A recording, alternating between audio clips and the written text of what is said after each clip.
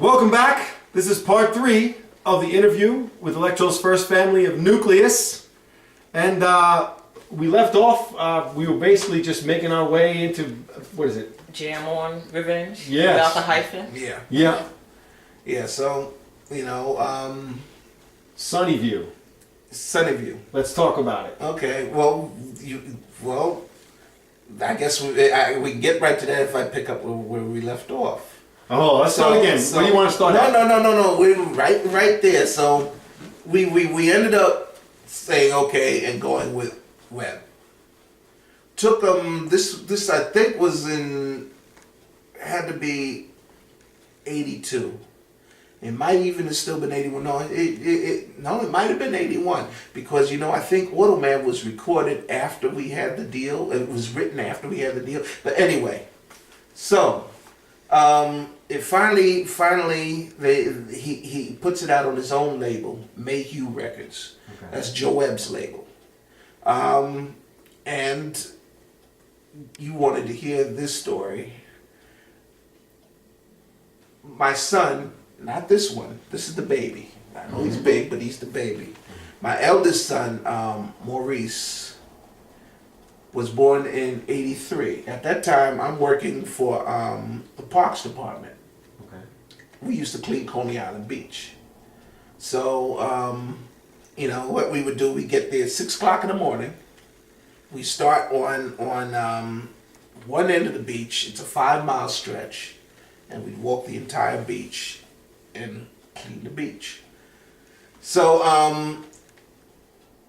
we had heard it on the air a couple of times before that, but it was just starting to really happen, and the day he was born, we were in the hospital the day before. We were there all 11 hours. Yeah, 11 and a half hours. Oh, God. Thanks, BJ. Oh. Love you. So after all of that, and believe me, it was all of that, Chili B and I, we go back to the house. I'm playing Megalomania on the Atari. Yep. Drinking DeVille. That's brandy. Okay. Big bottle of DeVille. Drinking it all night. Turn Megalomania over, first time ever. Thing shut down. Yeah, I'm the man. I got a kid, brand new kid. I'm the man. Bottle of brandy is done. Chili B, take me to work. Took me to work. I'm there before 6. It's dark out still. Okay. And my crew's not in for a couple hours. I said, forget it. Now fuck it. Give me this thing. I'll go out there and start myself. I went out by myself, bag and stabber, cleaning the beach. Okay. Cleaning the beach. I'm wired, man. All right. Wired.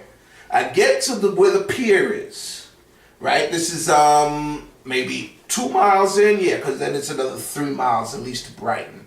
So yeah, it's about the halfway part, maybe a little closer, and get to where the pier is, and by then it's starting.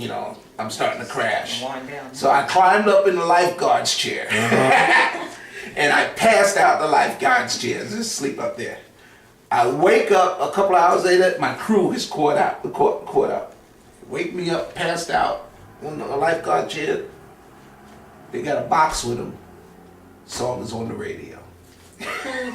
I'm like, I just had my child, my firstborn, and here I woke up on the middle of the beach with my song on the radio. They're like, yo, man, you're on the radio, man.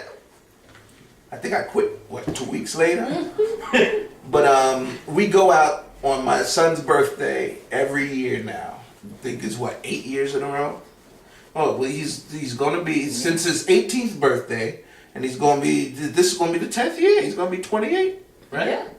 Yeah, it's going to be the 10th year. Every year, we go out to that pier, and the whole crew of us drink all night till daylight, and it's never rained on us once. Oh, man. Never rained on us once. Wow. Every single year. It's a jam on tradition now, And next year, you're invited. Seriously, you're invited.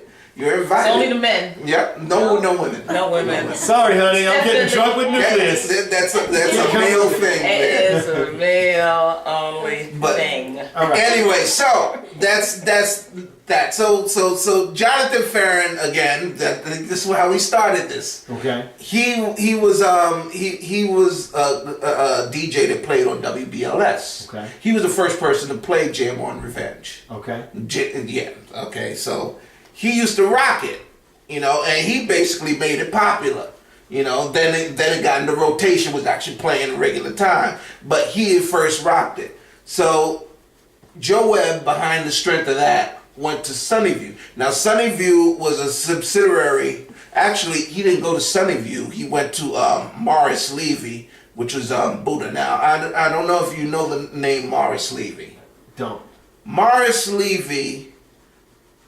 I'm worried. Now how do I say this dear. without having somebody sneaking in here to get me at night? Morris Levy's famous. How about that? Anybody wants to Google Morris Levy, you'll find out who he is.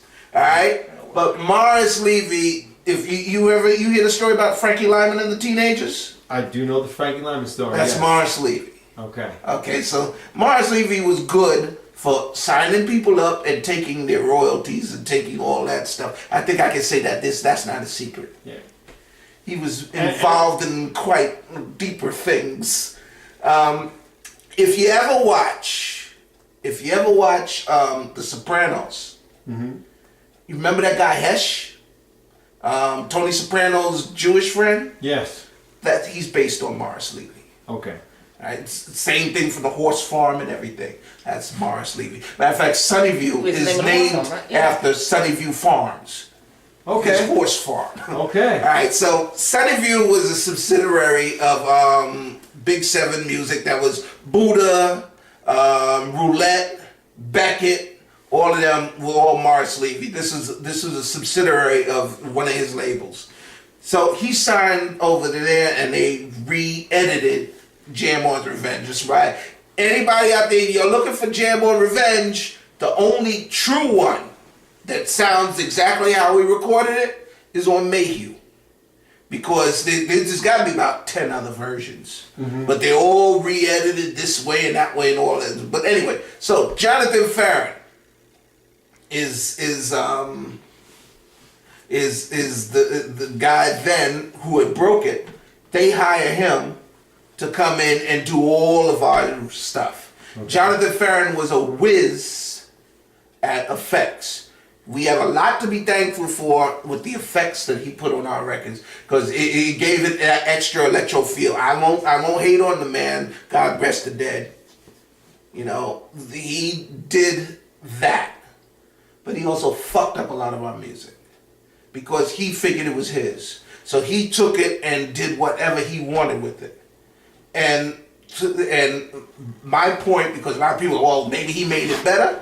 The records that he touched the least, Jam on Revenge, Jam on It, and Computer Age are 3 biggest hits. Yep. And those are the ones he barely touched. So you can say that is what you want, but when it comes down to the evidence, if he had left our songs alone, maybe they would have done more. And stuff from the second album, like Cyborg Dance, he barely touched.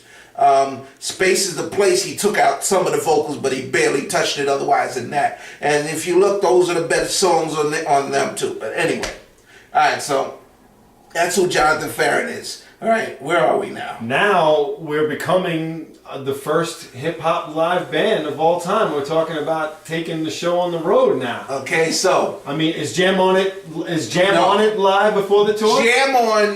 Jam on Revenge gets us on tour. The Cameo tour. Right. Okay. Gets us on tour.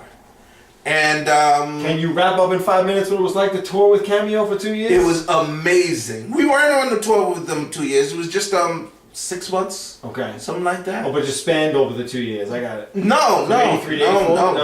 We were with Cameo for 83 and I think summer 84. And then we went straight from Cameo to the Fresh Fest. Okay. And we won Which Fresh is a- Fest the rest of '84. That was the first hip hop tour. That was the first hip hop tour. With Newcleus, Run DMC, The Fat Boys, Houdini, the and Fat Curtis Boys, Blow. and Curtis Blow. Yep. Yeah. Unbelievable. Oh, it was great. It was great. Lady E, how do you handle it? Being a wife of a big star, you're in the group, and you know there must have been groupies all over this thing. And It she must have played been out of control. keyboard. Exactly. That's She right. played keyboards on as a stage. live, right, when we became a live band, everybody had to play something. Mm-hmm. Okay. So I hadn't looked at a keyboard in my life, so it was time to try to memorize some songs in order to get on stage and do something with it. Okay. So So live, what was the lineup and what they play? wow. All right, we came out. The lineup changed a few times. Sure. And with Cameo, I really can't remember the lineup, but it's funny because when we first started with Cameo, Jam on Revenge was our hit. So we were opening. You were the first group on? Yeah, we were the first group Okay. on. It was Cameo, us, and O'Brien. We did a couple of shows with Cameo without O'Brien too, but we were opening. And while we were still out there with Cameo, Jam on It came out. And we were already we were already performing Jam on It, I think. I'm not sure. Maybe not. No. We recorded Jam on It in '84. So in '83 we couldn't have been doing Jam on It. Okay. But while we were still on tour with them, Jam on It came out. So, but And Jam what on was- It led to the festival? Led to the... It was while Jam on It was out that the Fresh Fest came around. Okay. But we started blowing them off the stage when Jam on It came out. Jam on It came out. That song instantly. Now, do you want to hear the story of Jam on It? Ladies and gentlemen, we'll be right back with part 4. The Jam on It story.